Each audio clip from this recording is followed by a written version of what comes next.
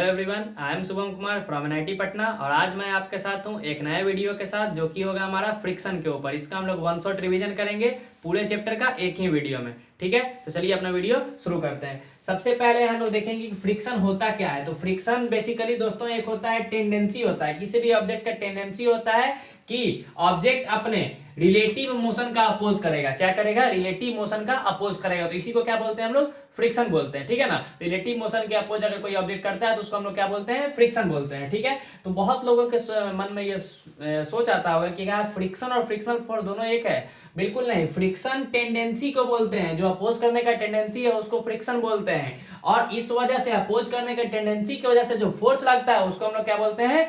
Frictional force. Force which opposes the relative motion is known as frictional force. ठीक है, तो हमको NLM में जैसे जैसे हम लोग, ये एक रियल फोर्स होता है, वहां पे बताए थे बेसिक फोर्सेस और रियल फोर्सेस, तो ये भी सब जगह हम लोग फ्री बॉडी डायग्राम में बनाते हैं। फ्री बॉडी डायग्राम बनाएंगे, अगर सरफेस जो रहेगा रफ रहेगा तो वहां फ्रिक्शन लगेगा। फ्रिक्शन कहां लगता है? रफ सरफेस पे लगता है। इसको भी ध्यान दे दीजिएगा, रफ सरफेस पे लगेगा। जहां स्मूथ बोल दिया वहां फ्रिक्शन हम लोग नहीं यूज करेंगे। ठीक है, और जहां रफ बोलेगा वहां फ्री बॉडी डायग्राम में तो बनाएंगे तो फ्रिक्शन को भी दिखाएंगे। डायरेक्शन किधर होगा इसका? Opposite to the relative motion of the object. Object के रिलेटिव मोशन के अपोजिट होगा। मान लीजिए दो ऑब्जेक्ट यहां पर मूव कराते हैं, यहां पर ये क्वेश्चन टाइप में है, एग्जांपल से आप लोग समझ सकते हैं। मास एम का कोई ऑब्जेक्ट है, एफ फोर्स से इसको खींचा जा रहा है, ए एक्सेलरेशन से उधर जा रहा है, तो इसका मोशन किधर हो रहा है? आगे। ग्राउंड तो कहीं मूव नहीं कर रहा, तो रिलेटिव मोशन भी क्या हो गया? आगे हो गया। रिलेटिव मोशन आगे हो गया तो फिर फ्रिक्शन किधर लगाएंगे? पीछे की तरफ। बोलो हाँ या ना? इजी था, very good. It is of three types. ठीक है ना, जो फ्रिक्शनल फोर्स होता है उसको हम लोग तीन तरह का फ्रिक्शनल फोर्स यहाँ पे पढ़ना है। पहला स्टैटिक फ्रिक्शन, दूसरा काइनेटिक और तीसरा रोलिंग। तो एक शॉर्ट सा इंफॉर्मेशन है, बता देते हैं स्टैटिक फ्रिक्शन क्या होता है। स्टैटिक फ्रिक्शन का एक और नाम है, बेसिकली इसको स्लाइडिंग फ्रिक्शन भी बोलते हैं। कहीं कहीं स्लाइडिंग फ्रिक्शन भी आपको लिखा हुआ मिलेगा। स्टैटिक फ्रिक्शन का ही दूसरा नाम है। तो स्टैटिक फ्रिक्शन तब लगता है ना जब कोई ऑब्जेक्ट पे, मान लीजिए कि यहाँ पर कोई एक ऑब्जेक्ट है, ये मार्कर है, हम इसको पुश करना चाह रहे हैं, यहां से इसे इसको पुश करना चाह रहे हैं। ठीक है, तो पुश इतना फोर्स लगा रहे हैं तो ये पुश नहीं हो रहा है। ठीक है, इसको अपोज कौन करवा रहा है? वहां पे फ्रिक्शन है जो इसको आगे मूव नहीं करने दे रहा है। तो अपोजिशन में जब बॉडी रेस्ट में है, ठीक है, जब बॉडी रेस्ट में है उस पे जो फ्रिक्शन फोर्स एक्ट कर रहा है वो फोर्स कौन सा होता है? हमारा स्टैटिक फ्रिक्शन। रेस्ट पर जो फ्रिक्शनल फोर्स एक्ट करता है उसको स्टैटिक फ्रिक्शन कहते हैं। और इसमें बिल्कुल कंफ्यूज मत होइएगा, रेस्ट में ऑब्जेक्ट रहता है फिर भी फ्रिक्शन एक्ट करता है, क्योंकि ऑब्जेक्ट मूव करना चाहता तो है, और फ्रिक्शन क्या टेंडेंसी है मूव करने ना देने का। चाहता है लेकिन इसको करने नहीं देगा। ठीक है, जैसे कि मान लीजिए कि कोई एक रफ सरफेस है, रफ सरफेस पे कोई एक अलमीरा या फिर किसी चीज को धकेलिएगा तो आपको ज्यादा फोर्स लगाना पड़ता है। ठीक है, कुछ फोर्स लगाएगा तो मूव नहीं करेगा। क्यों? क्योंकि फ्रिक्शन आपका फोर्स का वैल्यू को, फ्रिक्शन जो लगता है उसको आपका फोर्स का वैल्यू जो ओवरकम नहीं कर पा रहा है। ठीक है, उससे ज्यादा फोर्स लगेगा तभी मूव करता है। तो जब रेस्ट में रहेगा तब फोर्स लगता है, उसको क्या बोलते हैं? Static frictional force. क्या बोलते हैं? स्टैटिक फ्रिक्शनल फोर्स, या फिर उस फ्रिक्शन को बोलते हैं स्टैटिक फ्रिक्शन। दूसरा काइनेटिक फ्रिक्शन। काइनेटिक फ्रिक्शन क्या होता है? जब कोई ऑब्जेक्ट एक बार चलने लगा और उसमें जो फ्रिक्शन लगेगा उसको हम लोग क्या बोलते हैं? Kinetic friction. तीसरा होता है रोलिंग फ्रिक्शन। जब कोई ऑब्जेक्ट रोल करता है, रोल करने का मतलब होता है इस तरह से ऐसे रोल करने लगेगा, रोल करेगा, रोटेट करते करते आगे बढ़ना। रोलिंग का मतलब ये होता है रोटेट करते करते आगे बढ़ना। ठीक है, तो ऐसे मोशन को रोलिंग मोशन बोलते हैं। और जब कोई बॉडी रोटेट करने लगे उसमें जो फ्रिक्शनल फोर्स आए उसको हम लोग रोलिंग फ्रिक्शन कहते हैं। ठीक है, तो ये रहा फ्रिक्शन का एक बेसिक जानकारी। इसके बाद हम लोग देखेंगे अब स्टैटिक फ्रिक्शन, काइनेटिक फ्रिक्शन और रोलिंग फ्रिक्शन के बारे में, और उसके बाद कांटेक्ट फोर्स के बारे में भी पढ़ेंगे। पहले इसको नोट करेंगे आप लोग।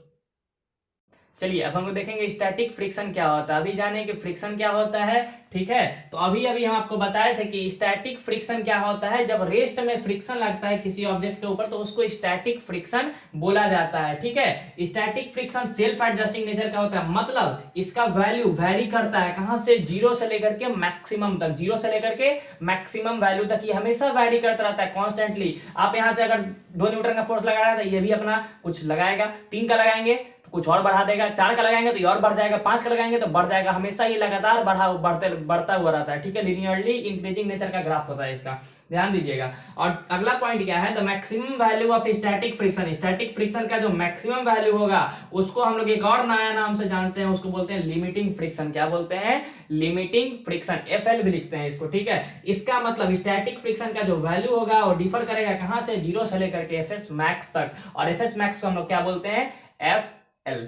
ठीक है, अब ध्यान देने वाली बात ये है कि इसका वैल्यू होता कितना है। तो एफ एस मैक्स जो होता है मैक्सिमम वैल्यू, जीरो तो पता मिनिमम वैल्यू है, मैक्सिमम वैल्यू कुछ ना कुछ होगा ना, तो मैक्सिमम वैल्यू होता है वो directly proportional to normal reaction होता है। ठीक है, नॉर्मल रिएक्शन के डायरेक्टली प्रोपोर्शनल। जैसे यहाँ पर एक एग्जांपल दिया हुआ है, इसमें नॉर्मल रिएक्शन क्या होगा बताइए, तो आप लोग निकालना सीख गए हैं। इक्विलिब्रियम है, यानी कि ऊपर नीचे बॉडी मूव तो नहीं कर रहा है, रखा हुआ है, तो एम जी नीचे लगेगा, नॉर्मल रिएक्शन ऊपर लगेगा, तो एन और नॉर्मल एम जी क्या होगा आपस में इक्वल होगा। तो नॉर्मल रिएक्शन किसके इक्वल हो जाएगा, एम जी के इक्वल हो जाएगा, n is equal to m g. तो यहां से हमको सब मतलब नहीं है, हमको यहाँ पे बताना है कि एफ एस मैक्स बोला गया है कि directly proportional to normal reaction होता है। ठीक है, अब यहाँ पे डायरेक्टली प्रोपोर्शनल है, प्रोपोर्शनलिटी का साइन हटेगा तो क्या आएगा हमारे पास, कोई एक कांस्टेंट आएगा। यहाँ पर जो कांस्टेंट आता है वो म्यू एस आता है, म्यू एस। म्यू एस का मतलब होता है कोफिशिएंट ऑफ स्लाइडिंग फ्रिक्शन या फिर स्टैटिक फ्रिक्शन, ये हमेशा कांस्टेंट होता है, इसका वैल्यू आपको सवाल में गिवन होगा।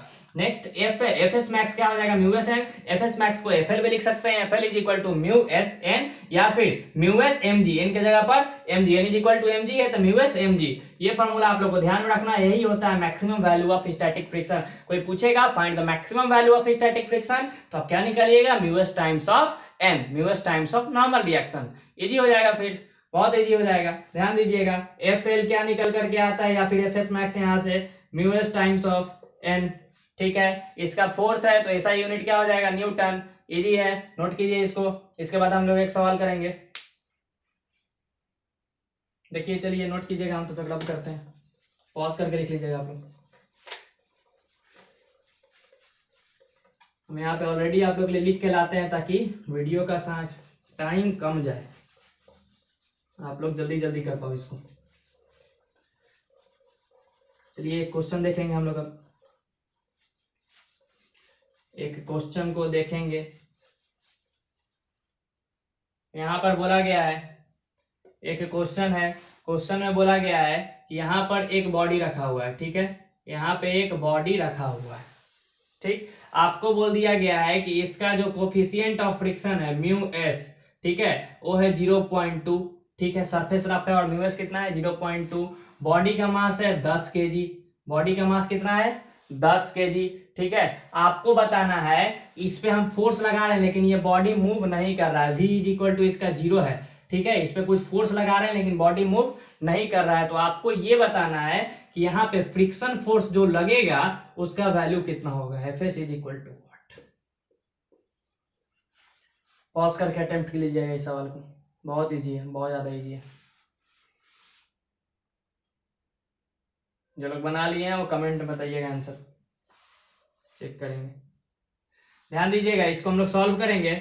इसको सॉल्व करेंगे तो एफ एस निकालना है, तो F s max, sorry F s max, F S का वैल्यू तो वैरी करता है 0 से लेकर के मैक्सिमम तक, तो मैक्सिमम वैल्यू निकालना है आपको, एफ एस मैक्स निकालना है। ठीक है, जो लिमिटिंग फ्रिक्शन जिसको बोलते हैं, एफ एस मैक्स क्या होता है, mu S times of N. Mu S का वैल्यू आपको गिवन है 0.2, नॉर्मल रिएक्शन एम 10 है मास, तो 10 जी नीचे की तरफ, नॉर्मल रिएक्शन ऊपर की तरफ, तो क्या आ गया यहाँ से n is equal to m g. तो नॉर्मल रिएक्शन की जगह एम जी लिख सकते हैं, m का वैल्यू 10 है तो क्या लिखेंगे 10 जी। ठीक है, 0.2 इंटू 10 2 जी, और g का वैल्यू 10 ले लीजिए आप लोग, तो 20 न्यूटन। एफ एस मैक्स यानी कि एफ एल निकल के आ गया, आपको जो लिमिटिंग फ्रिक्शन बोला गया था वो 20 न्यूटन। इजी है। नेक्स्ट क्वेश्चन एक और देखिएगा। अब यहाँ पर कोई एक पार्टिकल है 30 डिग्री के इंक्लाइंड पे रखा हुआ है, 30 डिग्री के इंक्लाइंड पे रखा हुआ है। अब बोला गया है कि यहाँ पर एक ब्लॉक रख दिए हैं, यहाँ पर एक ब्लॉक रख दिए हैं जो कि है हमारा 2 kg का, 2 kg का ब्लॉक रख दिए हैं। अब बोला जा रहा है कि ये ब्लॉक जो है ना नीचे स्लाइड नहीं कर रहा है, नीचे स्लाइड नहीं कर रहा है, तो अब बताइए कि इस पर जो फ्रिक्शनल फोर्स लग रहा है वो कितना लग रहा है। नीचे ब्लॉक स्लाइड नहीं कर रहा है तो फ्रिक्शनल फोर्स इस पे कितना एक्ट कर रहा है। स्लाइड करे या ना करे उससे मतलब नहीं, आप सिंपल सा पूछा है कि फ्रिक्शनल फोर्स हो, स्लाइड करने या ना करने से नहीं असर पड़ेगा। स्टैटिक फ्रिक्शनल फोर्स यानी कि लिमिटिंग फ्रिक्शनल का इस पे वैल्यू कितना होगा जब म्यू एस इसमें कितना है 0.3 है। ठीक है, आपको एफ एल पूछा है, फिर से यहाँ पर फिर से खेल हो जाएगा किसका, mu s is equal to 0.3। Pause करके इसको ट्राई कीजिएगा। इस सरफेस का जो म्यू एस है वो गिवन है 0.3।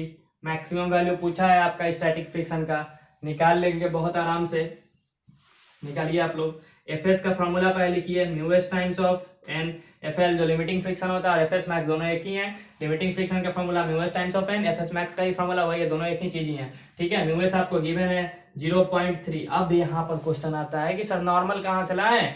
बिल्कुल ला सकते हो यार। नॉर्मल क्या है? हमेशा perpendicular to the surface away from the body, sorry towards the body, यहाँ से टुवर्ड्स द बॉडी सरफेस से लगा ऊपर की तरफ। और यहाँ हम आप लोग को बताए हैं कि जो mg नीचे की तरफ लगता है उसको इंक्लाइन पे डिनोट करते हैं। तो पैरेलल टू डी इंक्लाइन क्या होता है? mg sin थीटा, और यहाँ पे थीटा का value 30 degree, mg sin 30 degree. और परपेंडिकुलर टू द इंक्लाइन क्या होता है?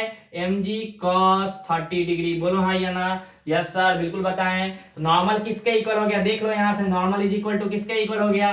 n इज इक्वल टू, देखो किसको बैलेंस कर रहा है? mg cos 30 degree. इजी है, mg cos 30 डिग्री यहाँ पुट कर दो। Normal is equal to mg cos 30 degree, mg cos 30 degree आराम से निकल जाएगा। अब 0.3 है, मास कितना है सर? तो 2 है, g 10 है। cos 30 का वैल्यू बता दो जल्दी से। cos 30 का वैल्यू होता है √3/2। निकल जाएगा अब यहाँ आराम से, ये 3 हो जाएगा, 3 रह जाएगा, 3√3, 3√3। इजी है, बोलो जल्दी, जल्दी से नोट कीजिए इसको। इसके बाद हम लोग देखते हैं अब kinetic friction. Note it down. तो चलिए अब हम लोग देखेंगे काइनेटिक फ्रिक्शन।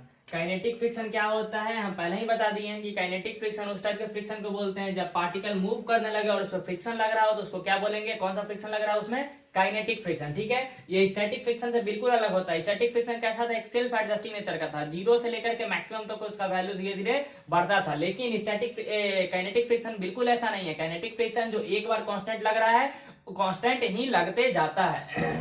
वैल्यू देखते हैं उसका। तो वैल्यू होता है, निकालते हैं इसका। Kinetic friction directly proportional to होता है नॉर्मल रिएक्शन, जैसे कि उस बार था। ठीक है, तो प्रोपोर्शनलिटी साइन हटा था, कोई एक कांस्टेंट आएगा। यहाँ पे कांस्टेंट म्यू एस ना आकर के म्यू के आता है। क्या आता है?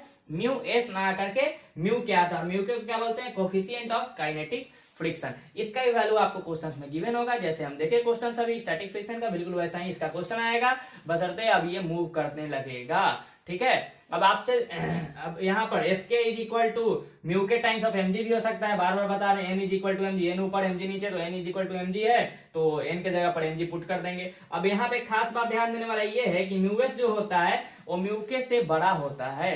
जो स्टैटिक फ्रिक्शन होता है ना वो काइनेटिक फ्रिक्शन से बड़ा होता है, और उसका कोफिशिएंट भी एक स्टैटिक फ्रिक्शन का वो ज्यादा बड़ा होता है। ये रहा आपका इसका समरी काइनेटिक फ्रिक्शन का। इसमें अगर क्वेश्चन देखा जाए तो क्वेश्चन कुछ इस प्रकार से आता है कि यहाँ पर बोल देगा ना कि पार्टिकल चल रहा है। ठीक है, कोई एक पार्टिकल चल रहा है जिसपे इधर फोर्स लग रहा है 20 न्यूटन का।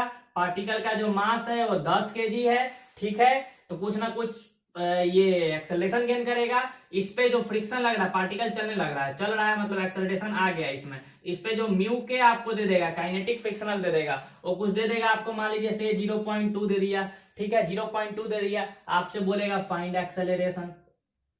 फाइंड एक्सेलरेशन ये एक अलग तरह का क्वेश्चन हो गया। एक्सेलरेशन निकालने बोलेगा। आप लोग इसको पॉज करके वीडियो को पहले इसको लिखिएगा फिर इसको निकालिएगा। ठीक है, हम बनाते हैं, आप लोग पॉज करके इसको बनाइएगा और आंसर जरूर कमेंट कीजिएगा। ध्यान दीजिए, म्यू के कितना हो गया? 0.2 गिवन था। अब आपको बोला गया है कि इसका एक्सेलरेशन निकालिए, लेकिन ध्यान दीजिएगा कि इधर की तरफ भी इसका फ्रिक्शन लगेगा कि नहीं लगेगा? बोलिए हाँ या ना। अगर बॉडी उधर मूव कर रहा तो फ्रिक्शन लगेगा। काइनेटिक म्यू के दिया तो काइनेटिक फ्रिक्शन लगा देंगे। काइनेटिक फ्रिक्शन लगा देंगे तो इसका फ्री बॉडी डायग्राम बनाएंगे। तो f net is equal to mass into acceleration होता है या नहीं होता है? बिल्कुल होता है सर। एफ नेट क्या है? इधर की तरफ 20 न्यूटन, इधर की तरफ एफ के, तो यानी कि 20 minus of F k is equal to मास जो है 10 इंटू एक्सेलरेशन। होगा या नहीं होगा? हम गलत है तो बोलिए। बिल्कुल भी नहीं। अब ध्यान दीजिए, 20 माइनस ऑफ एफ के कितना होता है? म्यू टाइम्स ऑफ एन, और एन क्या होता है? MG. Mu times of MG, mu times of MG इसको लिख सकते हैं एफ के को, और म्यू कौन सा? के वाला, 10a। बोलिए हाँ या ना। 20 माइनस ऑफ म्यू कितना है? 0.2, मास कितना है? 10, जी कितना है? 10 इज इक्वल टू 10a। ये कितना हो गया टोटल? देखिए तो 20 हो गया, यानी कि एक्सेलरेशन 0 आ गया, यानी कि ये बॉडी मूव नहीं कर रहा था। ठीक है, ये बॉडी मूव ही नहीं करेगा। एक्सेलरेशन क्या होगा? 0। मूव कर भी सकता है तो कांस्टेंट वेलोसिटी से मूव करेगा। बोले क्वेश्चन मूव कर रहा है तो कांस्टेंट वेलोसिटी से मूव कर रहा है, एक्सेलरेशन इसका नहीं है। इस तरह का क्वेश्चन आपसे पूछा जाएगा। ठीक है, ये इजी और सिंपल वाला हो गया। आप लोग घर जाइएगा, मतलब घर पे ही तो है, और वहां पर सारे किताब में से ढूंढिएगा और फ्रिक्शन के क्वेश्चन बनाइएगा। फ्रिक्शन का बेस अभी तक मैक्सिमम इतना ही पर आता है, और आगे जो क्वेश्चन आएंगे उसका भी हम बता दे रहे हैं। पहले इसको नोट कीजिएगा, इसके बाद हम पॉज करके आप लोग इसको नोट कीजिएगा। इसके बाद हम आपको बताते हैं रिलेशन, काइनेटिक और स्टैटिक वाला ग्राफिकल रिलेशन।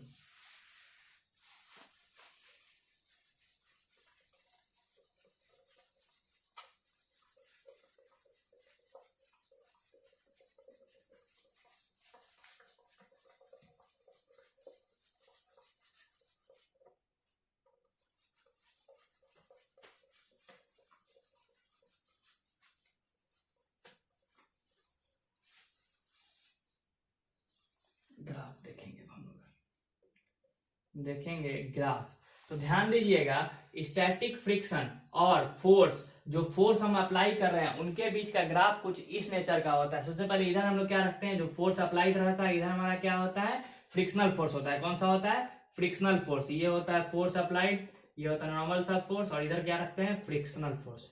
एफ है फ्रिक्शन वाला, ये ठीक है, फ्रिक्शन वाला। तो ग्राफ जो होता है ना, ध्यान दीजिएगा, सबसे पहले तो अगर कोई ऑब्जेक्ट पे इधर से फोर्स लगाना शुरू करेंगे तो भी स्टैटिक फ्रिक्शन लगाएगा, स्टैटिक फ्रिक्शन लगाएगा और इसको मूव नहीं करने देगा। ठीक है, मूव नहीं करने देगा, ध्यान दीजिएगा, स्टैटिक फ्रिक्शन लगाएगा और मूव नहीं करने देगा। और एक बार जब ये मूव उस पॉइंट पर पहुंच गया, जब ये फोर्स से ज्यादा हो गया, स्टैटिक फ्रिक्शनल फोर्स मूव करने लगा, तो थोड़ा सा कम भी रखेंगे ना तो ये बॉडी चलता रहेगा, ये बॉडी चलता रहेगा। ये कांस्टेंट फ्रिक्शन फोर्स उसके बाद लगेगा। ठीक है, और ये जो मैक्सिमम है इसी को बोलते हैं, इसी को क्या बोलते हैं, limiting friction, F maximum static frictional force. और ग्राफ का इतना एरिया को हम लोग क्या बोल देते हैं, क्या बोलते हैं, ग्राफ के ये यहां तक ले लीजिए, ये एरिया को हम लोग क्या बोल देते हैं, स्टैटिक रीजन। क्या बोलते हैं, स्टैटिक रीजन। ये है हमारा स्टैटिक रीजन, और ये वाला जहां पे कांस्टेंट है सब, ये है मेरा काइनेटिक रीजन, काइनेटिक रीजन। ठीक है, इधर देखिए फ्रिक्शन क्या है, कांस्टेंट लग रहा है फोर्स के साथ, इधर देखिए बढ़ रहा है। और ध्यान दीजिएगा, बढ़ाने के लिए ज्यादा फोर्स हमको लगाना पड़ेगा, लेकिन एक बार अगर बढ़ गया तो हम कम फोर्स भी लगाएंगे तो हमारा काम चल जाएगा। वही ये ग्राफ दर्शाता है। ध्यान दीजिए, ये है एफ एल और ये क्या है, एफ के। काइनेटिक फ्रिक्शनल फोर्स का वैल्यू है यहाँ पर, नोट कीजिएगा इसको। ये ग्राफ है दोनों के बीच में। ये हुआ हमारा काइनेटिक और स्टैटिक का कहानी खत्म, रिवीजन का कहानी खत्म। अब आप लोगों का काम है कि यहाँ से क्वेश्चन बनाइएगा। ठीक है, अभी हम लोग इसके बाद देखेंगे contact force, resultant contact force, angle of friction, angle of repose. आप लोग इसको, तो चलिए अब हम लोग देखते हैं रिजल्टेंट कॉन्टैक्ट फोर्स। उससे पहले हम रोलिंग फ्रिक्शन आपको बताया, लिखवाए हैं, उसका ही बता दे रहे हैं। वो सिंपल सा है, ज्यादा यूज में नहीं आता है। तो रोलिंग फ्रिक्शन क्या होता है दोस्तों, तो रोलिंग फ्रिक्शन जैसे काइनेटिक फ्रिक्शन और स्टैटिक फ्रिक्शन नॉर्मल केस में यूज होता है, रोलिंग फ्रिक्शन नॉर्मल केस में यूज नहीं होता है। जब पार्टिकल रोल करता है तो उस समय जो फ्रिक्शन होता है उसको हम लोग क्या बोलते हैं, रोलिंग फ्रिक्शन। ठीक है, तो उसको हम लोग उतना विस्तार से नहीं पढ़ेंगे, पर इतना ध्यान में रख लीजिए सिर्फ कि रोलिंग फ्रिक्शन जो होता है, रोलिंग फ्रिक्शन जो होता है उसका वैल्यू क्या होता है, mu R times of N. जैसे सबका म्यू एस म्यू के था ना, वैसे ही रोलिंग फ्रिक्शन का mu R times of N. और जब बॉडी रोल करता है तभी ये फ्रिक्शन लगता है। और रोलिंग क्या होता है ये आप लोग को रोटेशन में बताया जाएगा। ठीक है, तो यहाँ के लिए बस इतना ही रहेगा हमारा। ठीक है, म्यू आर यहाँ पर कोफिशिएंट ऑफ रोलिंग फ्रिक्शन। अब हम लोग आते हैं रिजल्टेंट कांटेक्ट फोर्स किसको कहते हैं। सबसे पहले तो कांटेक्ट फोर्स किसको कहते हैं, तो ऐसे फोर्स जो पार्टिकल के कांटेक्ट के वजह से लगे उनको हम लोग क्या बोलते हैं, कांटेक्ट फोर्स। जैसे कि एग्जांपल नॉर्मल रिएक्शन, अगर कोई दो बॉडी कांटेक्ट में रहते हैं तो उनके बीच क्या लगता है, नॉर्मल रिएक्शन। फ्रिक्शन, दो बॉडी कांटेक्ट में रहेगा तभी लगेगा। ठीक है, फ्रिक्शन। टेंशन, टेंशन के लिए कांटेक्ट जरूरी है, पतला सा धागा से लटका रहता है, कांटेक्ट में रहता है वो। ठीक है, और जो वेट लगता है, वेट तो कहीं भी यहाँ पर रहेगा लटका हुआ, तो वहां पर भी क्या लगेगा, वेट लगेगा सर। ठीक है, तो फ्रिक्शन और नॉर्मल रिएक्शन कांटेक्ट फोर्सेस में आते हैं। तो रिजल्टेंट कांटेक्ट फोर्स क्या हो जाएगा, नाम से ही पता चला था, रिजल्टेंट ऑफ, लिखना चाहे तो लिख सकते हैं, the resultant of all contact forces acting on a particle is known as resultant contact force. जैसे यहाँ पर इस पार्टिकल पर कौन कौन सा फोर्स लगा है, अगर पार्टिकल ग्राउंड पर रखा हुआ है तो एक एफ लगेगा और दूसरा एन लगेगा। एफ फ्रिक्शन है, ये एफ एस मत लिखो इसको, दोनों हो सकता है, एफ लगेगा और एन लगेगा। तो रिजल्टेंट कांटेक्ट फोर्स, दोनों के बीच में 90 डिग्री एंगल है, तो रिजल्टेंट कहीं ना कहीं बीच में जाएगा। और वो कितना होगा, 90 डिग्री पे है, तो एफ सी से लिखते हैं इसको या फिर आर से भी लिखते हैं। तो रिजल्टेंट कांटेक्ट फोर्स क्या हो जाएगा मेरा, रूट अंडर एन का स्क्वायर प्लस ऑफ एफ का स्क्वायर। बोलो हाँ या ना, बिल्कुल सर। अब एफ सी मैक्स, ये रिजल्टेंट का भी मैक्सिमम निकालना है हमको, तो क्या करेंगे हम लोग, इसको मैक्सिमम कर देंगे, स्टैटिक फ्रिक्शन को क्या कर देंगे, मैक्सिमम कर देंगे। तो तो n square plus of maximum static friction का value sir mu times of n, तो that is mu S times of n कर देंगे, इसको FL बना देंगे, बोलो हाँ या ना, का स्क्वायर, तो म्यू एस का स्क्वायर म्यू एन का स्क्वायर, FC मैक्स कितना हो गया, FC मैक्स कितना हो गया, n स्क्वायर दोनों में कॉमन आ गया, n बाहर आ गया, root under 1 plus of mu S का स्क्वायर। सर बिल्कुल मैक्सिमम वैल्यू यही होता है और रिजल्टेंट कॉन्टैक्ट फोर्स इतना होता है। अगर मैक्सिमम पूछे तो 1 प्लस ऑफ म्यू एस का स्क्वायर। कोई दिक्कत है यहाँ पर? बिल्कुल नहीं। दैट्स हमारा ये था resultant contact force.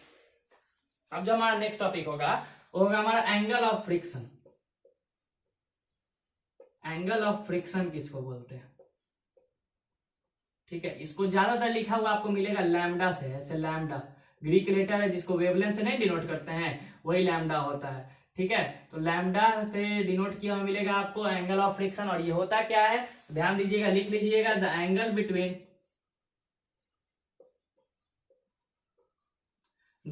Between normal and resultant contact force. Normal और रिजल्टेंट कॉन्टैक्ट फोर्स के बीच का एंगल होता है। ध्यान दीजिएगा, नाम है एंगल ऑफ फ्रिक्शन, लेकिन फ्रिक्शन और रिजल्टेंट कॉन्टैक्ट फोर्स के बीच वाला नहीं, नॉर्मल और reactant contact force, resultant contact force के बीच वाले एंगल को ही क्या बोलते हैं? Angle of friction. तो यहाँ पे एंगल ऑफ फ्रिक्शन कौन सा है? यहाँ पे लैम्डा। इस फिगर से आप लोग ध्यान से दे सकते हैं। अगर इसका वैल्यू निकालने बोलेगा तो इजिली निकल जाएगा। कैसे? यहाँ पे देखिए 90 डिग्री है तो tan भी लगा दीजिएगा या फिर कुछ भी लगाइए ना, tan ही लगाइए, है कि नहीं? tan लगाया जाए, tan लैम्डा क्या हो जाएगा जी? tan लैम्डा बताइए क्या हो जाएगा? देखिए देख के लिखिए, यहां से tan लैम्डा क्या हो जाएगा? कितना है फ्रिक्शन? tan लैम्डा ये देखिए इधर perpendicular by base perpendicular, frictional force base normal reaction F by N। बोलिए हाँ या ना। लैम्डा इज इक्वल टू क्या निकल जाएगा? tan inverse F by N। बोलो हाँ या ना। बिल्कुल सर निकल जाएगा। लेकिन अगर लैम्डा का मैक्सिमम वैल्यू निकालना हो तो फ्रिक्शन को भी क्या करना होगा? मैक्सिमाइज करना होगा। और मैक्सिमम फ्रिक्शन क्या होता है? लिमिटिंग फ्रिक्शन होता है सर, जिसका वैल्यू हमको पता है mu S times of N होता है। यानी कि मैक्सिमम का value tan inverse of mu S times N by N. N और एन कैंसिल हो गया, क्या बच गया? लैम्डा मैक्स का वैल्यू याद रखिएगा, मैक्सिमम एंगल ऑफ फ्रिक्शन कितना होता है? तो tan इनवर्स म्यू एस होता है sir, tan inverse mu S होता है। ये भी नोट करने वाला बात है, बहुत इंपॉर्टेंट। और एंगल ऑफ फ्रिक्शन अगर निकालना देगा तो क्या कीजिएगा? tan इनवर्स फ्रिक्शन निकाल करके divided by n normal reaction कर दीजिएगा। नोट कीजिए इसको भी। चलिए, तो एंगल ऑफ फ्रिक्शन देखने के बाद अब हम लोग देखेंगे एंगल ऑफ रिपोज। तो एंगल ऑफ रिपोज क्या होता है? ध्यान दीजिएगा, वो मैक्सिमम एंगल इंक्लाइन का वो मैक्सिमम एंगल जहां पे कोई एक मास या फिर कोई एक पार्टिकल रखने के बाद वो नीचे स्लाइड डाउन ना करे। देखिएगा इंक्लाइन पे क्या होता है कि ऐसे रखिएगा तो पार्टिकल स्लाइड डाउन नहीं करेगा, धीरे धीरे एंगल बढ़ाइएगा, कुछ ऐसा एंगल होगा जहां से वो स्लाइड डाउन कर जाए। ठीक है, तो मैक्सिमम एंगल जहां तक वो पार्टिकल सस्टेन कर सके, स्लाइड नहीं करे, उसी एंगल को क्या बोलते हैं? Angle of repose. थीटा यहाँ पे क्या है? एंगल ऑफ रिपोज है, क्योंकि पार्टिकल स्लाइड नहीं कर रहा। इसके लिए कंडीशन क्या होना चाहिए? तो ध्यान से देखिएगा, इसके लिए कंडीशन, इधर कौन सा फोर्स लगता है सर? तो mg साइन थीटा लगता है कि नहीं? इधर mg cos थीटा वेट का कंपोनेंट है, बिल्कुल लगेगा। इधर की तरफ नॉर्मल रिएक्शन, और इधर क्या लगेगा? स्टैटिक फ्रिक्शन लगेगा। और इसको अपने साथ ले जाने के लिए अगर ये नीचे ले जाना चाहेगा, ठीक है, तो स्टैटिक फ्रिक्शन से ज्यादा वैल्यू का होना चाहिए। यानी कि मैक्सिमम कब होगा? अगर ये मान लीजिए मैक्सिमम एंगल कब होगा? जब ये एकदम होगा कि अब इसको लेके चल जाएगा। कब? जब ये वाला फोर्स के बराबर हो जाएगा, तभी मेरा क्या निकल के आ जाएगा? Maximum angle of friction. मतलब अगर मेरा mg साइन थीटा जो है fs के इक्वल हो गया, mg साइन थीटा fs के इक्वल हो गया, तब क्या करेगा? पार्टिकल लगभग एकदम गिरने के लिए रेडी हो जाएगा, अब गिर नहीं लगेगा। ठीक है, तो यही हमको थीटा चाहिए, यही तो मेरा कंडीशन कहता है। ठीक है, तो एंगल ऑफ रिपोज क्या होता है? तो मैक्सिमम एंगल ऑफ इंक्लाइन जहां से कोई पार्टिकल नीचे ना गिरे। ठीक है, ध्यान दीजिएगा, mg sine theta is equal to fs, तो mg साइन थीटा fs के इक्वल आ गया। और fs क्या होता है? Mu S times of n, और n क्या यहां से निकल के आएगा? mg cos थीटा, तो mg sine theta is equal to mu S times of mg cos theta. बोल भाई हाँ या ना? mg का mg कहानी खत्म। Sine theta by cos theta क्या हो गया, tan थीटा हो गया sir. tan theta is equal to mu S, तो थीटा इज इक्वल टू क्या हो गया, tan inverse of mu S.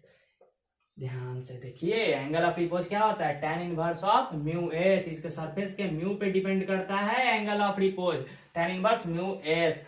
अब यहाँ पर जो एंगल ऑफ रिपोज होता है एंगल ऑफ फ्रिक्शन के मैक्सिमम वैल्यू के इक्वल होता है, ठीक है। एंगल ऑफ फ्रिक्शन तो होता है tan inverse F by N, लेकिन इसका जो वैल्यू ही होता है, कोई मैक्सिमम मिनिमम नहीं, इसका वैल्यू ही होता है tan inverse of mu S. तो एंगल ऑफ रिपोज इक्वल होता है मैक्सिमम एंगल ऑफ फ्रिक्शन के। अब यहाँ से आपका फ्रिक्शन का जो चैप्टर होता है, जिसका थ्योरी होता है, वो खत्म होता है। यहाँ से आप लोगों का काम है कि वेरियस बुक से जाइए, हम तो बोलेंगे सिर्फ और सिर्फ प्रीवियस ईयर क्वेश्चन को अभी टच कीजिए और प्रीवियस ईयर क्वेश्चंस को बनाइए। Previous year JEE Mains, JEE advance level को भी टच कीजिए। अगर नीट वाले हैं तो previous year NEET question, AIIMS question, AIPMT question को बनाइए और फ्रिक्शन के जितने क्वेश्चन है सबको लगा डालिए, सब बन जाएगा। थ्योरी इतना ही है फ्रिक्शन में, इसके अलावा कोई थ्योरी नहीं है। अगर वीडियो आप लोग को अच्छी लगे हो तो वीडियो को लाइक कीजिएगा, कमेंट करके हमें बताइएगा और चैनल को सब्सक्राइब करना बिल्कुल भी मत भूलिए।